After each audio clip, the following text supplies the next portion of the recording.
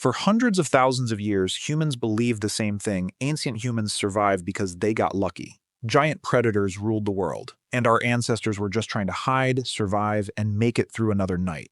But new discoveries are starting to challenge that story. Archaeologists are uncovering evidence that reveals something completely different, because those monsters weren't the reason humans disappeared.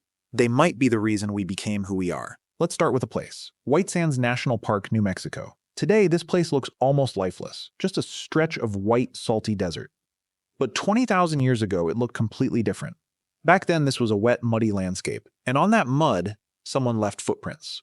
More than 20,000 years later, we still don't know the full story behind those tracks. The first set of footprints belonged to a human.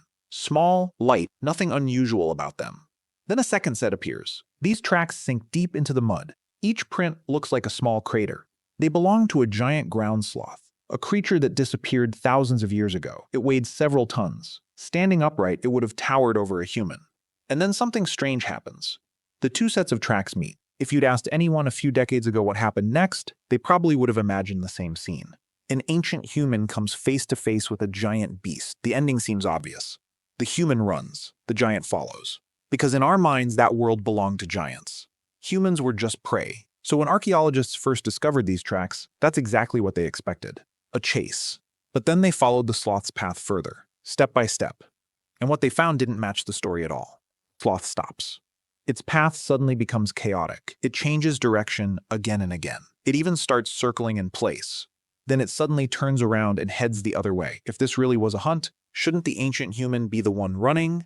So why is the giant creature the one panicking? Now, footprints can't tell us the entire story, but these tracks leave behind some important clues. Because the footprints discovered at White Sands have become one of the clearest examples we have of ancient humans interacting with giant Ice Age animals. And here's the strange part. This wasn't the only case. As more sites were uncovered, archaeologists began seeing the same strange pattern. And it didn't match the story people had believed for generations. We have almost no evidence that these giant prehistoric animals regularly hunted humans. If anything, it might have been the other way around. From the animal's perspective, humans probably didn't look like an easy meal. They looked like a threat. One person alone? Weak. Easy to attack.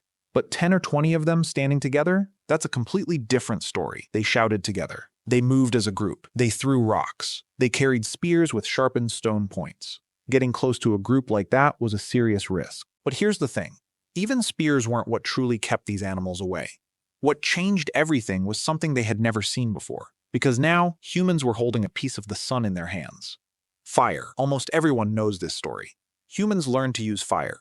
We started cooking meat. Food became easier to digest. Our bodies changed. Our brains grew larger. Fire changed us. All of that is true. But it might only be half the story. Because one of fire's earliest roles probably wasn't in the kitchen. It happened at night.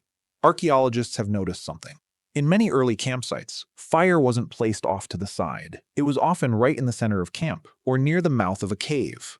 That's not how you'd use fire if cooking was the only purpose. That's where you'd create a boundary.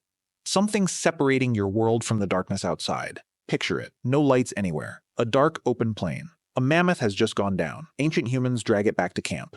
The animal is still warm, and the smell of blood is already spreading across the plain. Normally, that smell brings company. Hyenas. Vultures. Lions moving somewhere out in the darkness, watching, waiting for a chance to steal the kill. But this time, something new sits in the middle of camp. Fire. Flickering in the dark. Smoke rising into the sky. The hyenas stop. They pace back and forth at a distance.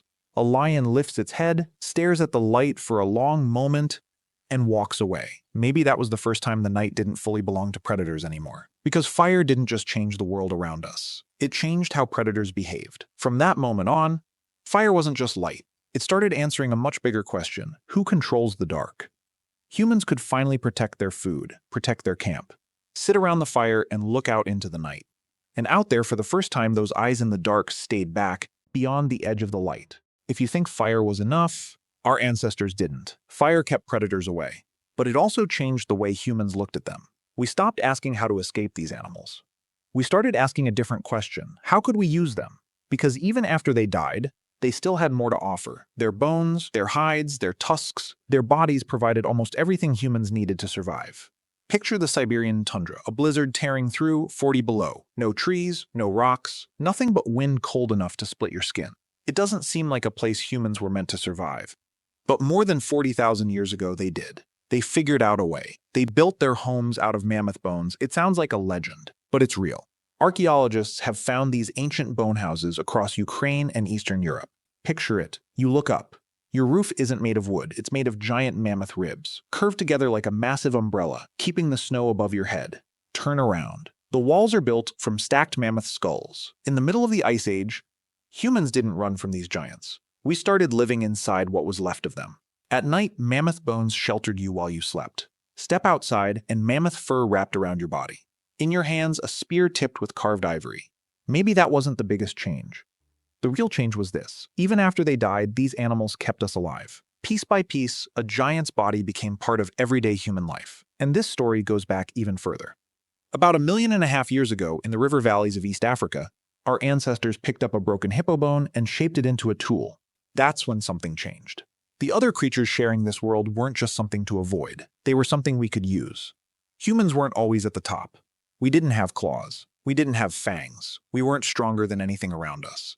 So surviving meant adapting. Every hunt, every cold winter, every encounter with a giant animal forced us to solve a new problem. Little by little, those solutions changed us. Until one day, we weren't just surviving anymore. We were taking over. Picture this. You're standing alone on a cold, open plain. In the distance, a mammoth is slowly walking toward you. The sharpened stick in your hands? Basically useless against something that size. In that moment, what decides whether you live isn't your weapon. It's whether anyone else is standing beside you. Alone, surviving out here is almost impossible. But as a group, that's a completely different story. Night falls. The fire is burning.